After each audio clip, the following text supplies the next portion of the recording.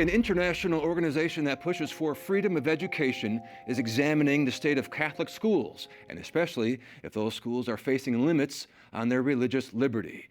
International Organization for the Right to Education and Freedom of Education, OIDEL, is also defending the right of parents to direct the education of their children rather than leaving those decisions to the government. The group recently partnered with the University of Notre Dame for a symposium on the state of Catholic schools and the issue of school choice. And for more now, we are joined in the studio by Ignasi Grau, General Director of OIDEL. And Ignasi, thank you very much for being here today. So sum it up for us, if you will, in a nutshell. What is the state of religious freedom in Catholic schools across the globe right now? Is there one spot in particular you want to focus on that's very troublesome for you? Well, first of all, thank you for having me. As you know, there is a lot of tensions in the world, and education is also a subject that suffers. I'm here today, these days, in the United States because tensions are growing everywhere, and but at the same time in the US, we are seeing a lot of opportunities. Now we are seeing that President Trump is a priority for him. School choice, also we are seeing many states that are implementing programs, but while we are seeing that in the United States, we are seeing tensions in many other countries. We are seeing extreme cases like Nicaragua or Eritrea, in which Catholic schools are being closed.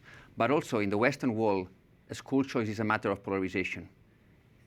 Freedom of education appears in the Universal Declaration of Human Rights, yet it seems like some parties have forgotten that. And they are making that a political discussion when this is a human rights discussion, and all parents should have these rights. You brought up Nicaragua, for example. Yeah. As most people know, many people know, Catholics are being persecuted by the Ortega regime. How is it impacting schools there, kids who go to school, Catholic schools? They're being shut down, correct? Yeah, I mean, it's hard to imagine a situation in which Catholics are being persecuted and it doesn't have an impact on schools. And yeah, I'm not a particular expert on that, but what we know and what we are receiving is that there is a lot of tensions for Catholic schools, for Catholic principals, and for Catholic families. And we know that, like, every time someone wants to take control of a country, one thing they do is take control of the schools. So it shouldn't surprise us what is happening.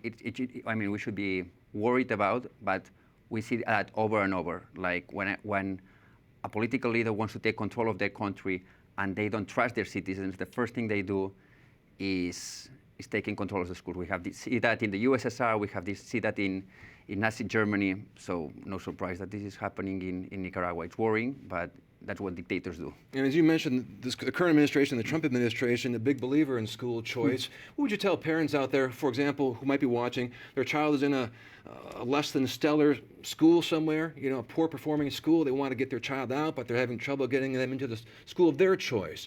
What do you say to that? What's your concern about that? Well, I mean, freedom of education, as I say, is a fundamental right. It appears in the Universal Declaration of Human Rights. It appears in most of the international treaties. And even the Supreme Court of this country has said it's a constitutional right. I mean, what I'm more worried about, parents worrying about that, is, again, like, we are putting this discussion as a political discussion, when this should be a discussion of rights, of human rights. And the main obligation of politicians and legislators should not be over if we recognize or not this right. Like, how are we making this happen? The same way we do that with other rights. We don't negotiate over freedom of expression. We just have to grant this right. And with freedom of education, it should be the same. That's what should happen in democracies. Well, Sarah, keep up the fight, the good fight for Catholic schools and freedom of choice and parental choice. And it's a pleasure to meet you. Thank you for coming in and talking to us. Thank you so much.